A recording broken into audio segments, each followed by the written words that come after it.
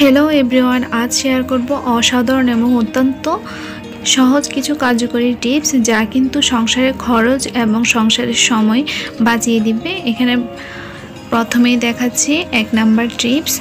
तो एखाने आमी एकटी फुलकपि निये निয়েছি। तो फुलकपि काटार पर देखते पाওয়া যায় अनेक धरनेर पोकामाकड़ थाके। तो खूब सहजभाবে এই পোকামাকড়টা रिमुव करा যায়।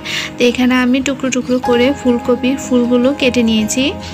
तो एखाने एखन दिए दिচ্ছি परिमाण मतो पानी। एखाने नर्माल पानीटाई दिए दिते होबे। तो पानी देওয়ার पर दिए দিব परिमाण मतो प्राय 1 चामचेर मतो लवण दिए দিব। दिए फुलकपिगुलो खूब सुंदरभाবে प्राय 5 থেকে 10 मिनट जन्य भिजिए राखते होबे। एभाবে যদি ভিজিয়ে রাখা হয় তখন ফুলকপির মধ্যে যে পোকা বা কোনো ধরনের জীবাণু থাকলে খুব সুন্দরভাবে বের হয়ে আসে। এখন দেখাচ্ছি 2 নাম্বার টিপস। তো এইভাবে আমরা সবাই ভাত রান্না করে থাকি। তো ভাতটা আমার অলরেডি হয়ে গিয়েছে। তো এখন আমি মারটা গেলে নিয়েছি। তো এইভাবে মার গালার পর দেখবেন হাড়ের তলায় কিন্তু ফেনা ফেনা ভাব থাকে, ভাতগুলো কিন্তু ভিজে ভিজে থাকে। তখন এই পর্যায়ে একটা সহজ এবং কার্যকরী টিপস শেয়ার করছি।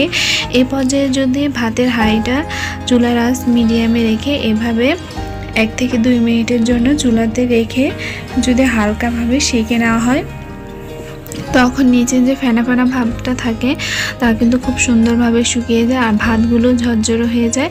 ভাতটা তখন খেতেও কিন্তু অনেক টেস্ট লাগে।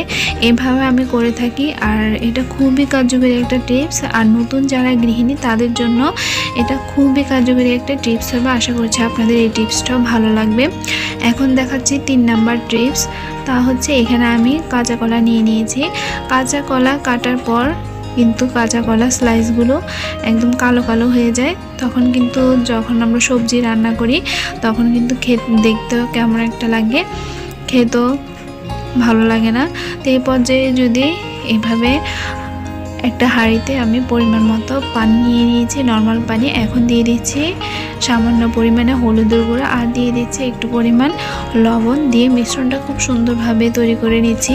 তো এখন এই মিশ্রণের মধ্যে যদি কলার টুকরোগুলো ভিজিয়ে রাখা হয় তখন কিন্তু আর যে কালো কালো দাগ হয়ে যায় সেটা কিন্তু হয় না। তো এইভাবে আমি করে থাকি, আপনাদের সাথেও এটা শেয়ার করলাম। অবশ্যই এভাবে করে দেখবেন, তখন কিন্তু আর কলার মধ্যেও কোনো দাগ হবে না। আর অনেক সময় কলা কাটার পর হাতের মধ্যেও কিন্তু কালো কালো দাগ হয়ে যায়। তখন যদি হাতের মধ্যে একটু লেবু দিয়ে লবণ দিয়ে ঘষে নেওয়া হয় তখন দেখবো খুব সুন্দরভাবে হাতের দাগটাও রিমুভ হয়ে যায়। এখন দেখাচ্ছি 4 নাম্বার টিপস। তো এখানে এই যে ডাল সিদ্ধতে বসিয়ে দিয়েছি।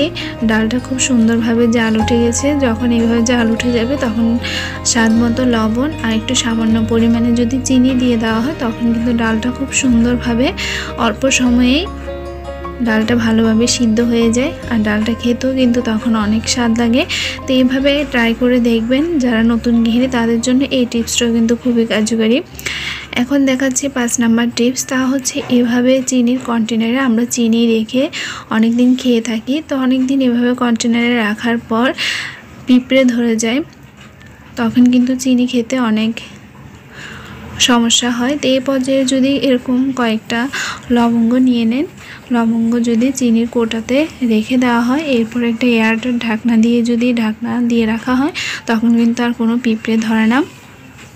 এখন দেখাচ্ছে 6 নাম্বার টিপস। তো এভাবে মুগ ডাল কীভাবে অনেক দিন রেখে সংরক্ষণ করা যায় সেই টিপসটাই শেয়ার করব। তো মুগ ডাল এভাবে শুকনো অবস্থায় চুলার আঁচ মিডিয়ামে রেখে যদি হালকাভাবে ভেজে নেওয়া হয়, তো এভাবে আমি হালকাভাবে খুব সুন্দরভাবে ভেজে নিচ্ছি। ভেজে চুলো থেকে নামিয়ে ঠান্ডা করে নিতে হবে। ঠান্ডা করে নেওয়ার পর এরপর একটা এয়ারটাইট বয়ামে যদি রেখে দেওয়া হয় তাহলে কিন্তু অনেক দিন রেখে সংরক্ষণ করা যায় আর কোনো পোকামাকড়ও ধরে না। তো এইভাবে ট্রাই করে দেখবেন, এটাও কিন্তু খুবই কার্যকরী একটা টিপস। আজকের প্রত্যেকটা টিপসে কিন্তু আপনার সংসারের কাজকে অনেক সহজ করে দিবে। আর নতুন যারা গৃহিণী তাদের জন্য কিন্তু খুবই কার্যকরী কিছু টিপস। তো এইভাবে আমি চুলো থেকে এই যে নামিয়ে নিচ্ছি, নামিয়ে এখন ঠান্ডা করে নিব।